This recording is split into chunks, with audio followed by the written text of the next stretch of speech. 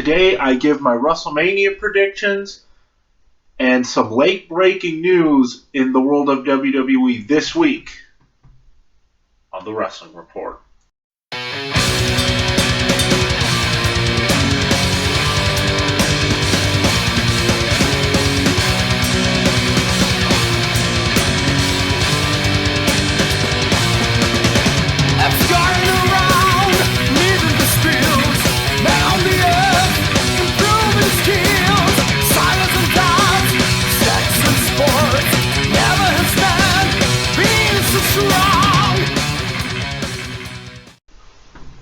Welcome to the Weekly Wrestling Report.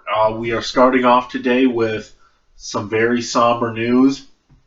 Over the weekend, Rey Mysterio wrestled his first match post-WWE, and one of the men he was wrestling, Pero Aguayo Jr., I hope I'm pronouncing that right,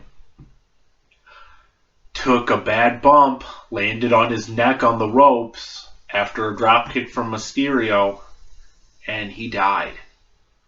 And it was just a freak accident. And they kept performing the match, even doing matches over his or moves over his body, which that was really unnecessary. I think they should have just stopped the match, but I feel horrible for Rey. It's nothing he could have prevented. There's nothing he could have done. And to the people that blame him, just a big fuck you. And breaking news today in the world of WWE, Brock Lesnar last night during Raw signed himself a brand new deal. He says his UFC career is officially over. There is no way he's ever going back. And he re-signed with the WWE for a multi-year deal. Most likely the same kind of deal he's been on. So we'll probably just keep seeing him part-time. But I like Brock, and Brock 4 times a year is enough for me. He's special, but I don't think he should continue being champion if he's going to appear single-digit times every year. But can he be involved in big, high-profile feuds? Hell yeah. I will be a fan of that till he can't perform anymore. Because Brock Lesnar is just what Paul Heyman says he is. He's a beast. And now, on to WrestleMania predictions. We've got 9 total matches, 1 pre-show, 8 main card matches. And let's kick it off with the pre-show match. Tyson Kidd and Cesaro defending their tag team titles in a fatal 4-way against the Usos, the Matadors, the New Day, and I truly believe that Tyson Kidd and Cesaro are going to keep the titles. I would put money on it. That's how much I believe it, because the Usos just lost the titles, and the other 2 teams are not really in position to come away with the titles and be believable tag team champions. And the tag division is just weak right now. It really is. Like, after this, who do they fight? The Ascension, who's been doing nothing but losing? Just where do they go? Are they going to call up a team from NXT? Are they going to bring the Lucha Dragons in? Are they going to bring in Enzo and Cass? I don't know. But then we have the Andre the Giant Memorial Battle Royal.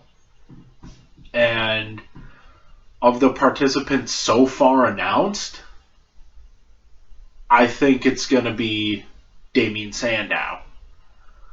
And that's going to kick off his feud with The Miz, which is going to kick off at least semi-push for him. But if Sheamus shows his pale face in there, it's going to be Sheamus. And then we have The ladder match for the Intercontinental title, Bad News Barrett versus R-Truth, Dean Ambrose, Luke Harper, Dolph Ziggler, Stardust, and Daniel Bryan. And my pick for this one would be Daniel Bryan. And the build to this has been it's been really weird. They were playing hot potato with the belt because Ambrose stole it from Barrett after their match at Fastlane, after Ambrose got disqualified, and then Truth stole it, and then Stardust stole it, and then Harper stole it, and then Truth stole it again, and then just everyone had it, and then it finally got back to Barrett, and they're having the ladder match. But this is another match, like I said earlier, if Sheamus shows his pale Irish face, he's going to win it. And I think one of those two matches, if he's going to debut on the card, that's going to be where. He's not going to debut in some sneak attack. He's going to debut in one of those two matches, either that or the night after. I would think more the night after, because I think they would promote him being at WrestleMania more than just the little vignettes, and they didn't even show one this week, I don't think. Not that I remember. And then we have AJ Lee and Paige versus the Bella Twins. I'm picking AJ Lee and Paige. This should be a good match. The combination of those four have been having good matches for the past 3-4 weeks, but there's not really been a solid storyline to go with it. So it's not really what everyone wanted with Give Divas a Chance. It's find some way to take them seriously. Bring up Charlotte and Sasha Banks and Bayley and Becky Lynch. Just give us the best women's wrestlers on the roster, because down in NXT, there are better women's workers than on the main roster. And that's kind of sad that the ones who should be down getting trained are on the main roster, and the ones who should be on the main roster are down where people are getting trained. Kind of ass backwards. Then we have Rusev versus John Cena for the United States title. John Cena's winning, and the whole purpose of this is going to be to bring prestige back to the U.S. title. It's going to be the same with Bryan winning the Intercontinental title. It's going to be so those titles are taken more seriously, because I think that's what they're looking to do. They're looking to have their championships taken more seriously. Outside the Tag and Divas titles, that's what they've been doing. And then we have Randy Orton versus Seth Rollins. The build to this has been less than good, aside from the last about 3 weeks, because it was just Randy Orton making Seth Rollins look like an idiot, along with the rest of the Authority look like idiots, when he had them convinced that he was back in the Authority. And then he suddenly turned on him, and oh my God, who would have thunk Randy Orton, this guy who's never turned his back on anyone before. Please. How could you even think that that's a possibility? You take him out for 3 months, and he's not going to be mad at you. He's not going to want to get his hands on you. Come on. He RKO'd Stephanie to get in Triple H's head for a title match. But my prediction,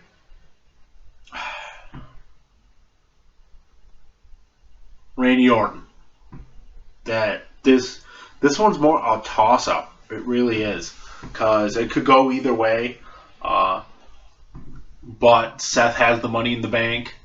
It's getting close to the time when he's probably going to cash in. And during that time, Money in the Bank holders lose. So I think Randy Orton's going to win.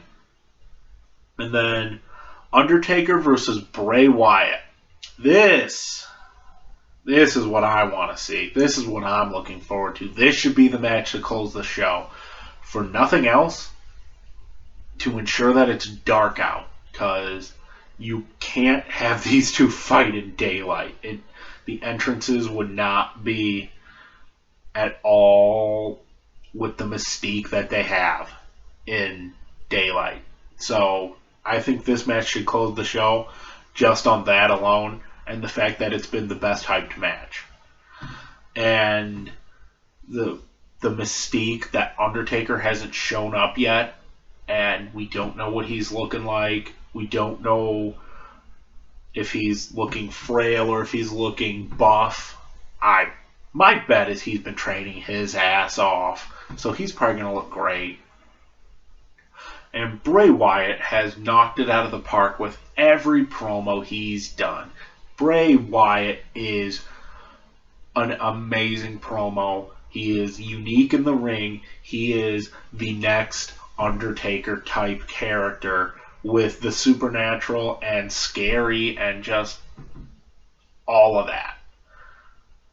And I'm predicting Bray Wyatt to win. I don't think there's any reason for Undertaker to win. He lost last year. There's no more streak. There is nothing left for Undertaker to prove. Wyatt is winning.